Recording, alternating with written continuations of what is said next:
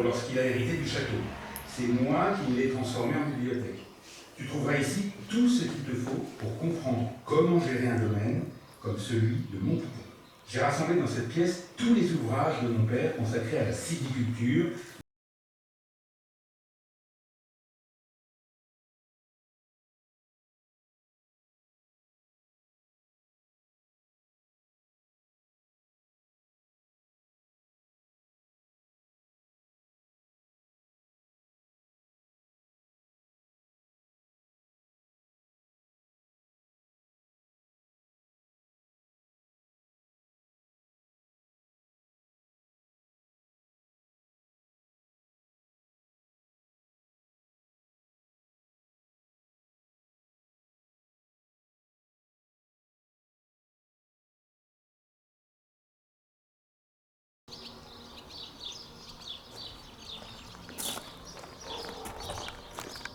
Ils sont restés propriétaires durant 3 siècles.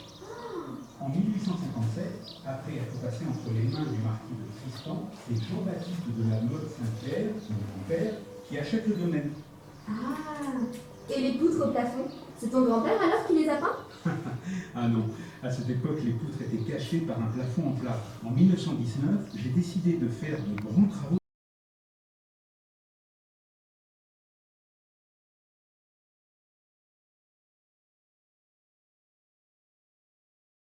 Poupon, qui deviendra ensuite mon poupon. En l'an 1000, Fulquenérin, célèbre comte d'Anjou, construit ici une place forte. Il ne reste de cette époque que la grosse tour et les remparts. Et où est passé le reste de cette place forte? Elle a été détruite.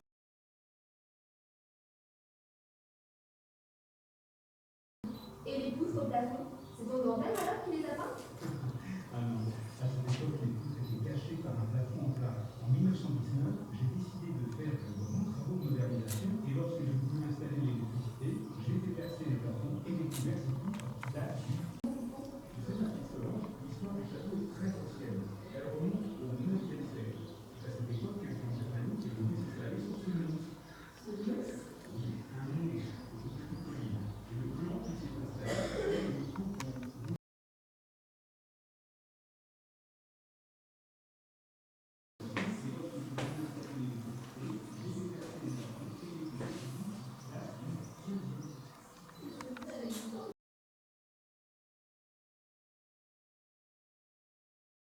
Maréchal, mon petit Solange.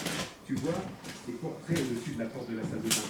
Et bien, il représente le maréchal de la Motte Audencourt et son épouse Louise de Foucault. Ce maréchal était au service de Louis XIV et gouverna même une partie de l'Espagne. Quant à sa femme, elle fut gouvernante des enfants du roi. Waouh, vraiment très impressionnant. Et lui qui a...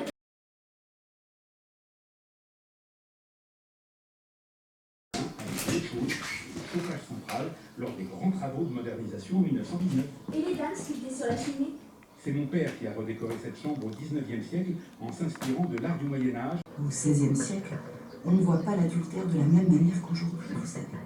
Je me renfermais ici, dans cette pièce, pour 15 ans. 15 ans pour me punir.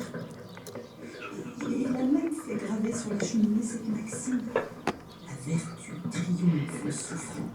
Regarde Solange, c'est la plus belle chambre du château. C'est la chambre du roi. La chambre du roi? Mais quel roi? Dans tous les châteaux, il y a une chambre destinée à recevoir le roi en cas de visite. À mon poupon, c'est François Ier et Henri III qui ont occupé cette chambre. Quel honneur! Oui, c'est d'ailleurs en l'honneur de François Ier que les poutres ont été peintes. Elles sont bleues, blanches et rouges. Ce sont des couleurs prises par François Ier en hommage à son parrain La Rochefoucauld. Elles datent de la Renaissance italienne et elles sont en bois de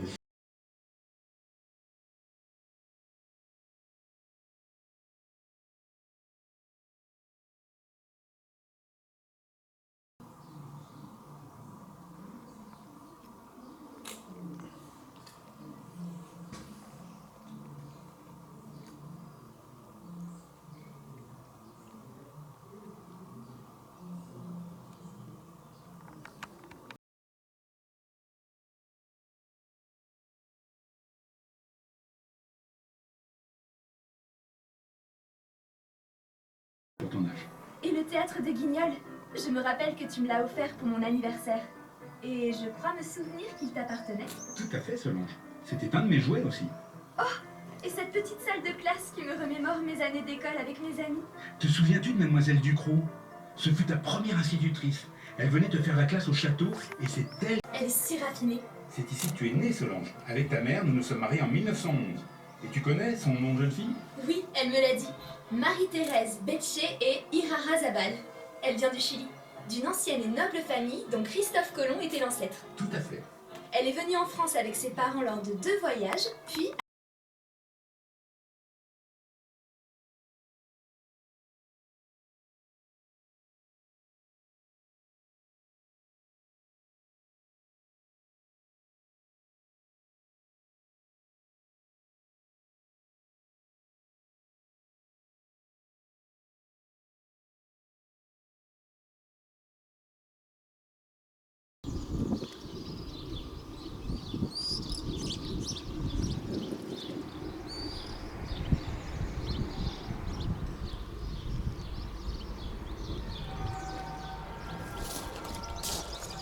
J'ai du mal à voir ce que je filme là.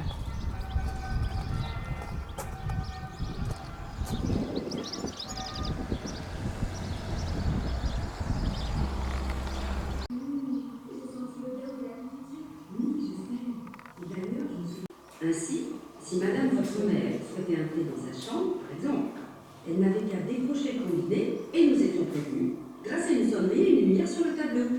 Alors ça évitait au personnel de maison des va-et-vient dans les escaliers de service qui sont très étroits. Je reconnais bien là le génie de mon père. Ah ben, tout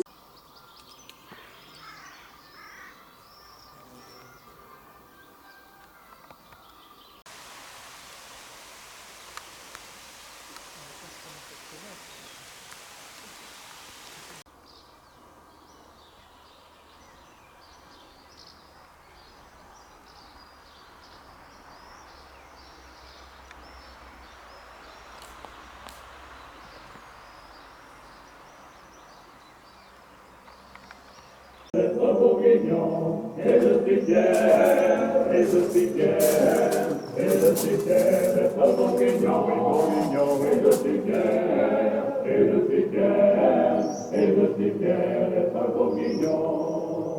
Ma bébé, champagne rapprochée un peu, et vous d'Espagne, ma dévote,